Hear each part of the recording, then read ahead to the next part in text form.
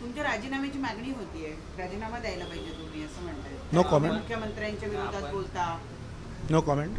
राजीनामा दिलेला आहे असं देखील आता वृत्तपत्रांमध्ये बातम्या आलेल्या आहेत, नेमकी काय स्पष्टता आहे? No comment. भुजबळ साहेब, तुम्ही ओबीसीच्या प्रश्नावरती आक्रमक होताना दिसताय, न्यायालयीन लढाई सुरू आहे, मात्र दुसरीकडे मुख्यमंत्री सुद्धा मुख्यमंत्री जे आहे ते मुख्यमंत्र्यांना विचारा। मी माझे प्रश्न मी छगन भुजबळ म्हणून बोलतो आहे। बाकीचे प्रश्न बाकीच्यांना विचारा, कोण काय करतोय ते कोणाला मात्र या सगळ्यामध्ये राष्ट्रवादीची असेल किंवा दादांची भूमिका असेल किंवा मग भाजपची असेल भूमिका कुठेतरी सावधगिरीची पाहायला मिळते। त्यांना विचारा। तुमच्या राजीनाम्याची मागणी होतीये, राजीनामा द्यायला पाहिजे तुम्ही असं म्हणताय। No comment. मुख्यमंत्र्यांच्या विरोधात बोलता।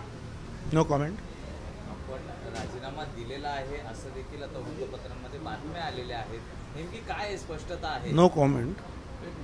नारायण राणे यांनी म्हटलं की कुणबी आणि मराठे हे वेगवेगळे आहेत। त्यांच्या अध्यक्षपदाखाली जी काही समिती होती, राणे समिती, त्याच्यामध्ये कुणबी मराठी एकच आहेत असं नमूद करण्यात आले। मला माहित नाही, परंतु मराठा समाजाचे जे माहितगार जाणकार असे नेते आहेत, कार्यकर्ते आहेत, त्यांचं हे म्हणणं आहे की आम्हाला वेगळं आरक्षण द्या, आम्हाला कुणबी म्हणून आरक्षण देऊ नका। आणि बरोबर आमचं पण म्हणणं तेच आहे।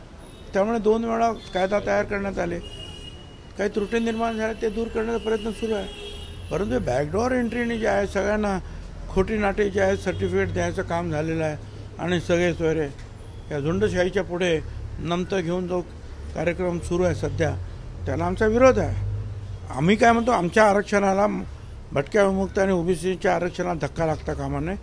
तुम्हाला कोणाला किती 10%, 15%, 20%, 25% आरक्षण द्या, पण आमचं आरक्षणाला कशाला तुम्ही त्या लहान लहान समाज 374 समाज आहे, ते एका मराठा जातीसाठी लढत आहेत। मी एका वर्गासाठी लढतो आहे जो मागास आहे, ज्याच्यामध्ये 450 जाती आहेत, त्या वर्ग त्याच्यासाठी लढतोय।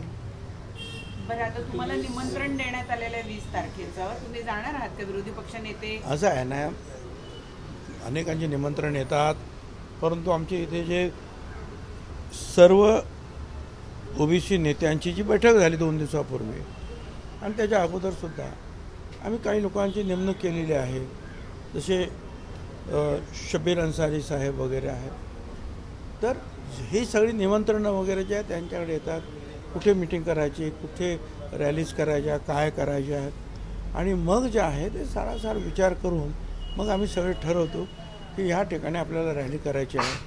आता आम्ही ठरवलं त्या कार्यक्रमामध्ये की 1 तारीख आणि ते सगळ्या लोकप्रतिनिधींच्या घरी जायचं आहे आणि आपलं म्हणणं मांडायचं आहे, तहसीलमध्ये जायचं आहे। 3 तारखेला अहमदनगरला रॅली घ्यायची आहे। 16 तारखेपर्यंत या सगळ्या जे काही नोटिफिकेशनचा ड्राफ्ट आहे त्याच्या विरुद्ध हरकती द्यायच्या आहेत आणि मराठवाडा महाराष्ट्रामध्ये ओबीसी एल्गार यात्रा काढायची आहे। हा कार्यक्रम सध्या आमचा ठरलेला आहे, त्या कार्यक्रमानुसार आम्ही जातो आहोत।